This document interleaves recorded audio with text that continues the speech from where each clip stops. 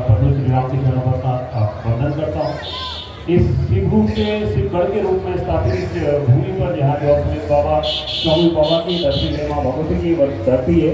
और सबसे बड़ी बात कि यहाँ पे इतना सुंदर आयोजन जो रामलीला का, जब ये अभी बता रहे थे कि जो पांचवें ग्रंथ के रूप में, हमारे पांचवें वेद के रूप में जो रामलीला यहाँ पूजित है, वो रामलीला जिस पे भगवान राम को हम मर्यादा के रूप में देखते हैं, त्याग के रूप में माँ सीता को देखते हैं, और भक्ति के रूप में भगवान हनुमान, और भाई के रूप में, त्याग के रूप में लक्ष्मण के, जो इन कथाओं को देखते हैं, उसको जो आप लोगों ने यहाँ पे जीवन पर रूप दिया, आप वाकई में एक सराहना के पात्र हैं। और सबसे बड़ी बात, जो आप ये संस्कृति की भी, क्योंकि हमारी जो परंपराएं होती हैं और जो हमारी संस्कृति होती है, वो ये चीज़ होती है, हमारी धरोहर होती है ये चीज़। और जो संस्कृति के बीजों को मैं देख रहा हूँ, छोटे छोटे बच्चे यहाँ पे आ रहे हैं। मैं शाम को देख रहा था कि बच्चे यहाँ पे चटाई बिछा रहे हैं कि मैं बैठूंगा। जो आप इन संस्कृति के बीजों को हमारी नवी युवकों में, इन बच्चों में लेके जा रहे हैं, तभी मुझे लगता है कि ये पावन भूमि, ये वाकई में बहुत पावन भूमि है। और आज यहाँ से जो एक सम्मान, एक सैनिक के रूप में आप यहाँ पे आज जो उद्घाटन हुआ है, सैनिक को यहाँ पे उद्घाटन सैनिक के रूप में किया है, तो मैं मानता हूँ कि सैन्य जनपद पे, इस सैन्य भूमि पे सभी सैनिकों का आपने सम्मान किया है। आज यहाँ पे हम लोग भगवान हनुमान को हम लोग एक भक्ति के रूप में, इतनी उनकी भक्ति में इतनी एक पराकाष्ठा थी कि देखिए भगवान श्री राम को उनकी भक्ति को देख के यहाँ पे धरती पर अवतरित होना पड़ा। और उस भगवान रामचंद्र जी की सेवा करने के लिए वानर सेना पूरे अपने निस्वार्थ भाव से लग गई। और आज उसी एक सेना के रूप में हम लोग सेवानिवृत्ति के बाद आज यहाँ पे इस पावन भूमि पे आए हैं।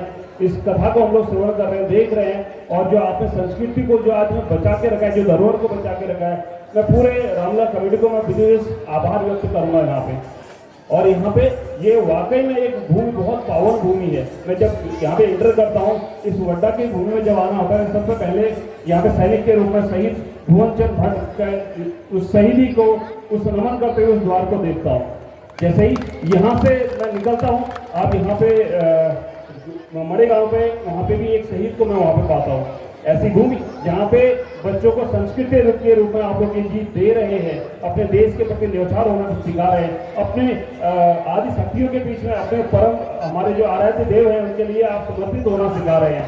ऐसी भूमि जहाँ पे कैलाश आश्रम जैसा यहाँ पे एक पावन मंदिर है, जहाँ पे हमारे वेदों को, आध्यात्म को हमारे बच्चों को सिखाया जा रहा है। और ऐसी पवित्र भूमि पर आके मैं वाकई में अपने आप को गौरवान्वित और खुशनसीब समझता हूँ कि आज आप लोगों के माध्यम से हमें यहाँ पे आने का मौका मिला, भगवान श्री राम के चरणों में शीश नवाने का मौका मिला। और आप सभी का पुनः मैं धन्यवाद करता हूँ, विशेष आभार व्यक्त करता हूँ। हर एक जनमानस का मैं आभार व्यक्त करता हूँ जो ऐसी संस्कृति आप यहाँ से लेके जा रहे हैं। हमें यहाँ जो संस्कृति के बीजों को आज यहाँ पे देवभूमि बोला जाता है, क्यों हमारी संस्कृति ही इससे है। हमारे बच्चों में छोटी छोटी संस्कृति के बीजों को आप लोग यहाँ से पिरो रहे हैं।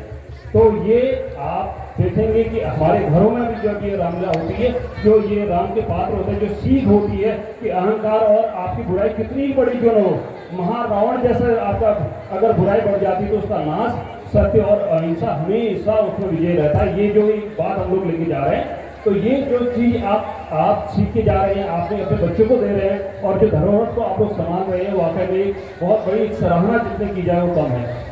हम चाहते हैं कि हम प्रभु श्री राम से ही प्रार्थना करते हैं कि ये भूमि इसी प्रकार खुशहाल रहे, बहुत बड़ा विस्तृत रूप यहाँ से ले, और जो यहाँ पे लोग लगे हैं जो उसकी जो सेवा करने के लिए, जो राम के चरित्र को यहाँ पे चरितार्थ करते हुए ये कोशिश कर रहे हैं कि ये भाव हमारे मन में बैठे, कैसे हम अपने हृदय को एक राम स्वरूप बना दें।